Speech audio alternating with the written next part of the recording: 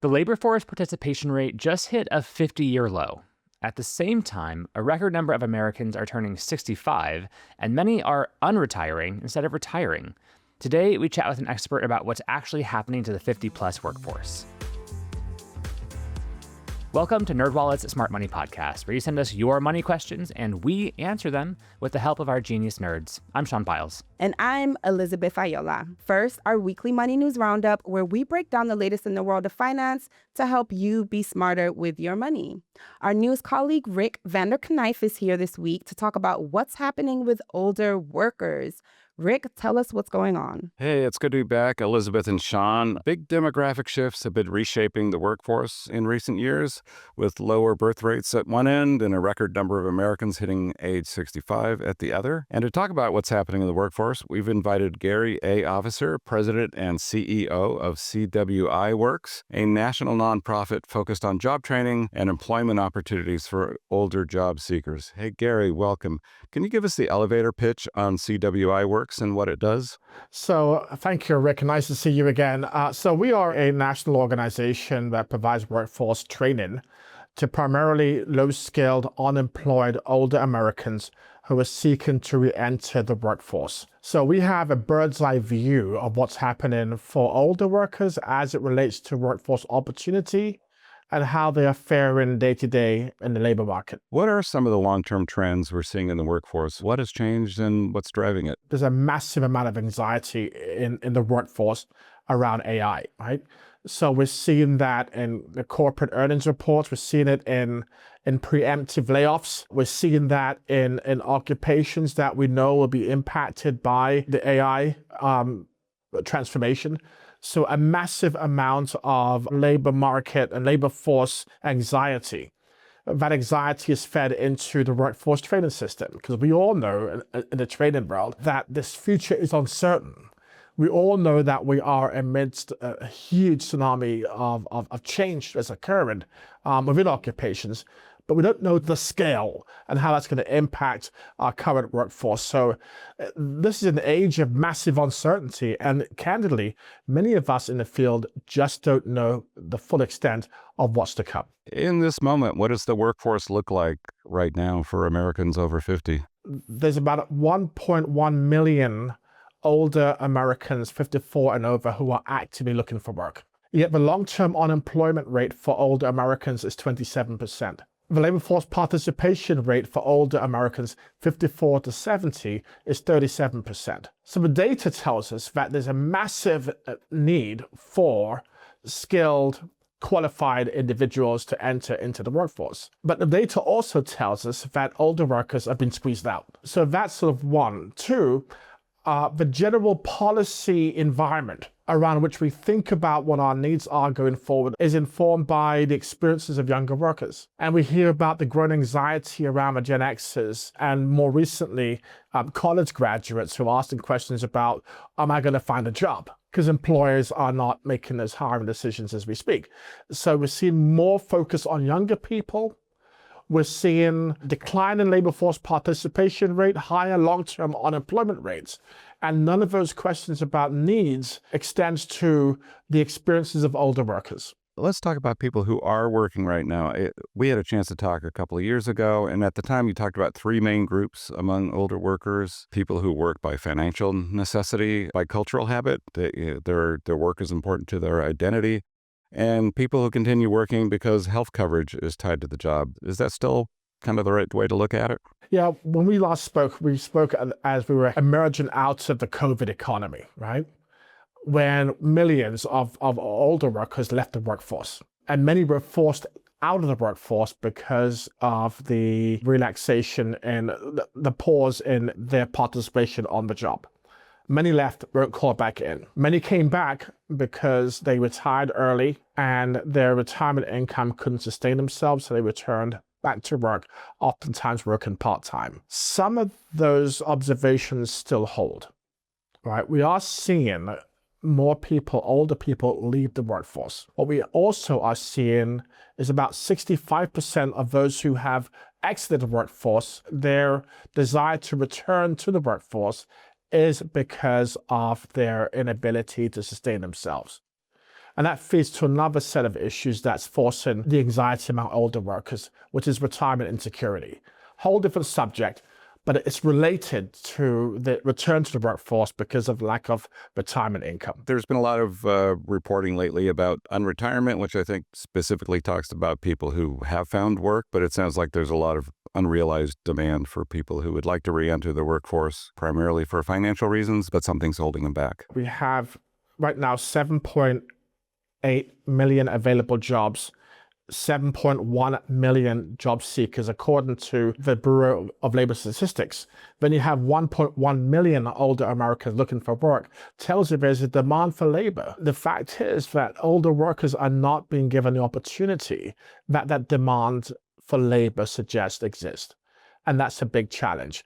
And why is that? Well, we have a massive problem in this country around age discrimination. According to the AARP, age discrimination costs the U.S. economy about $850 billion a year. By 2050, that number will jump to $3.9 trillion, equivalent to the current GDP of Germany. So age discrimination is real. So we have a workforce that's prepared to work.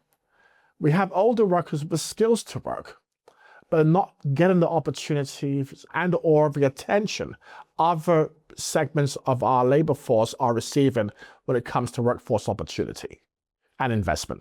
We have a big wave of baby boomers retiring.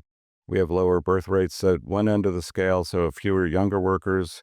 We're putting the lid on immigration. What does this point to longer term for the workforce? There's a report by the Special Committee on Aging, Senate, a few years ago that predicted that by the year 2030, 1 in 4 American workers will be 50 and over. Yet when you look at our investment in our nation's workforce system, federal and private, the overwhelming investment in our labor force is aimed at people who are much younger. So we're not investing in a population whose proportionate size in our labor market is increasing.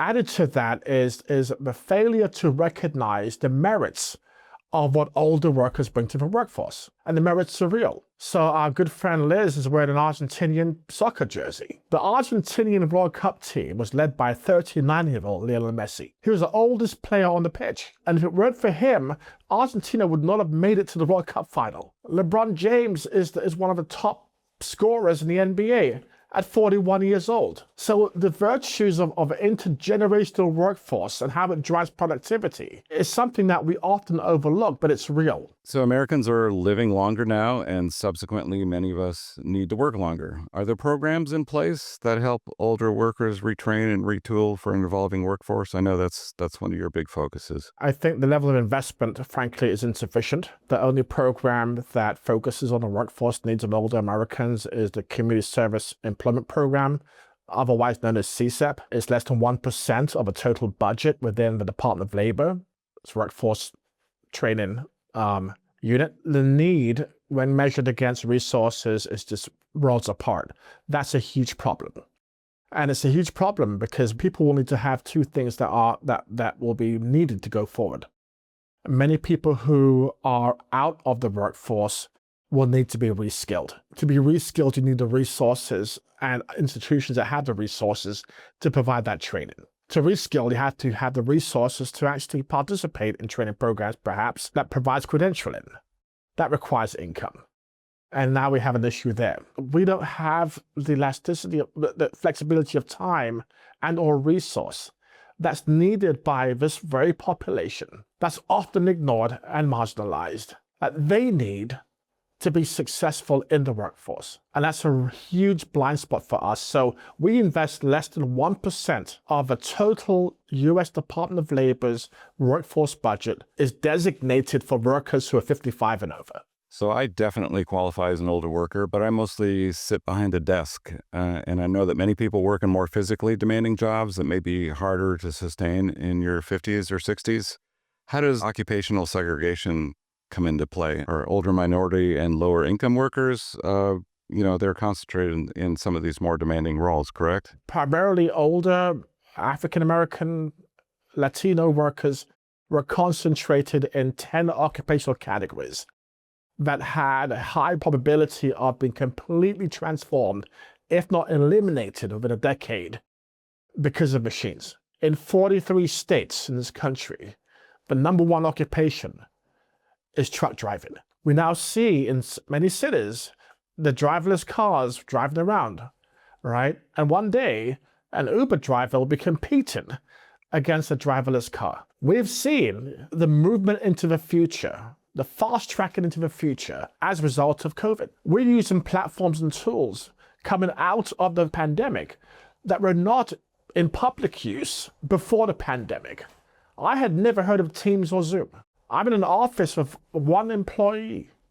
Most of my employees are at home. They're working remotely. So digital literacy, making sure our folks have the tools to work regardless of location, are things that all segments of our workforce will need to be skilled at, because the future of work is not in a physical location with your car being parked 3 levels down.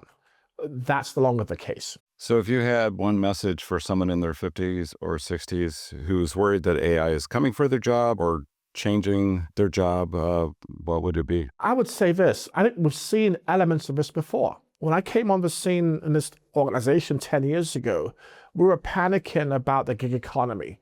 We were panicking about machines. And somehow we survived through that.